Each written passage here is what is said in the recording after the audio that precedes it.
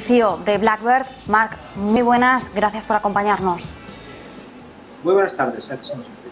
Bueno, ya no sé ni siquiera cómo formular la pregunta, porque hemos tenido tantos análisis a lo largo de la tarde, pero bueno, IPC de Estados Unidos mayor de lo esperado en tasa interanual, en tasa intermensual, además observando subidas en el IPC general y en el subyacente.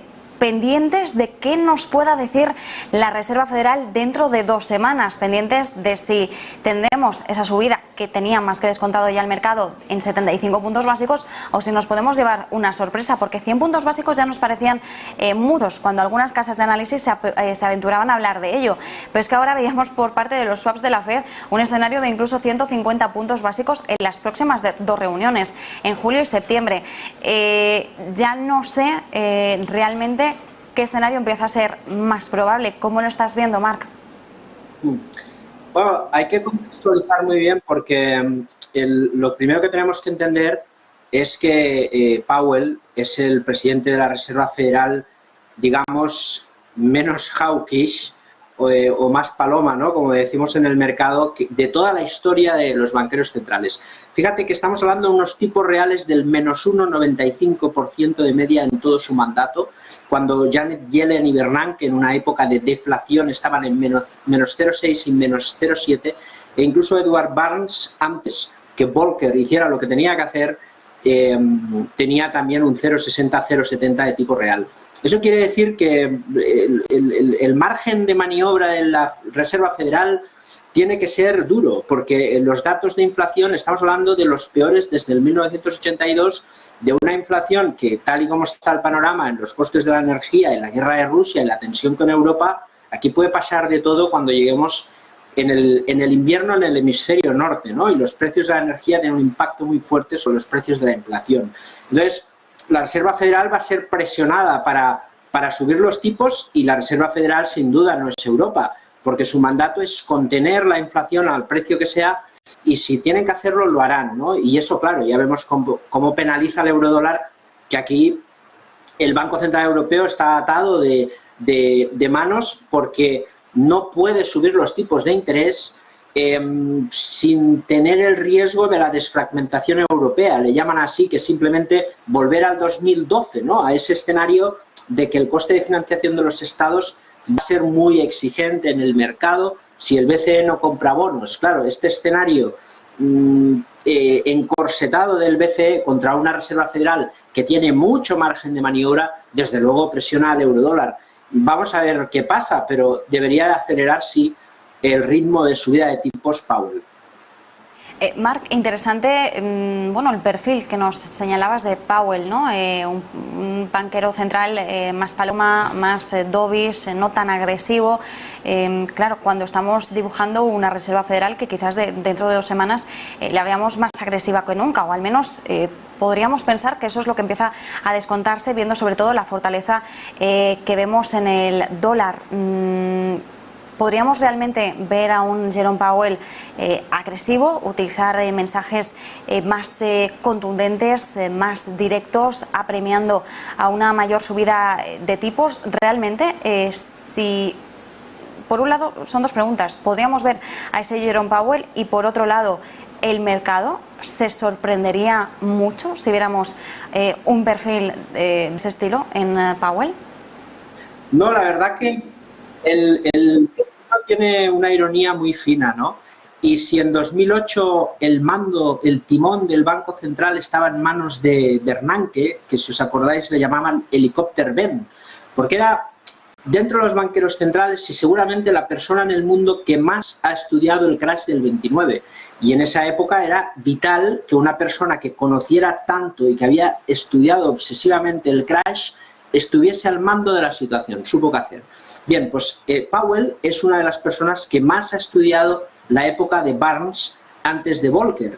Ironías del destino, nos encontramos una vez más en un proceso de gran inflación. Powell sabe muy bien dónde está, porque ha dedicado toda la vida a estudiar esa época.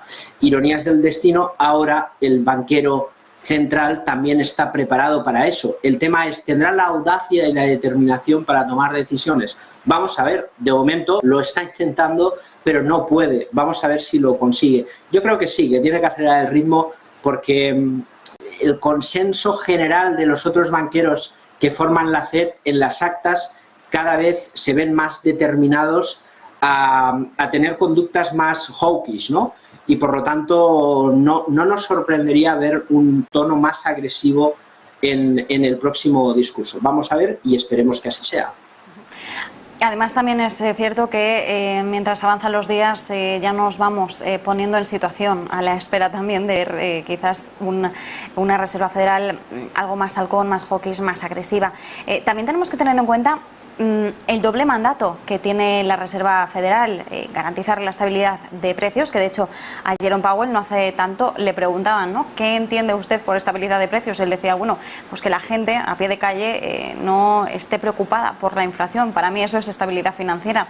Y también tiene el doble mandato de garantizar el máximo empleo. Son esos dos objetivos que tiene la FED y que debe contemplar constantemente en su política monetaria, en todas sus actuaciones. Tuvimos la ocasión de entrevistar ayer a Carlos Garriga, que es el vicepresidente senior de la Reserva Federal de San Luis, y le preguntábamos hasta qué punto podríamos ver un entorno en el que la Reserva Federal tenga que elegir entre esos dos mandatos, si bien apostar por centrarse en la inflación o apostar por que no haya una merma del mercado laboral. ¿Podría darse la situación límite en el que la FED tenga que decidir entre uno u otro y hacia dónde se equilibraría la balanza?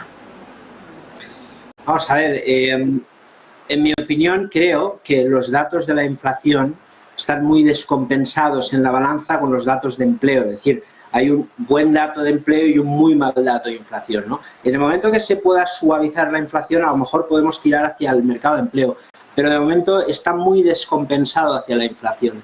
Creo que la lógica nos hace pensar que después de tanto tiempo de complacencia en el mercado, la FED tiene que equilibrar esos dos puntos, tirando hacia la inflación y controlando de cerca el paro, porque es cierto que debería de empeorar un poquito el mercado laboral, pero seguramente tendrán sus métricas, ¿no?, de cuál es el momento que hay que equilibrar la balanza, sin dejar de lado el efecto riqueza del consumidor americano. Este es un factor muy importante. En las actas de la FED desde Bernanke en 2009 han hablado de las políticas cuantitativas en este sentido, ¿no?, siempre defendiendo el consumo a través de la confianza del consumidor y el efecto riqueza.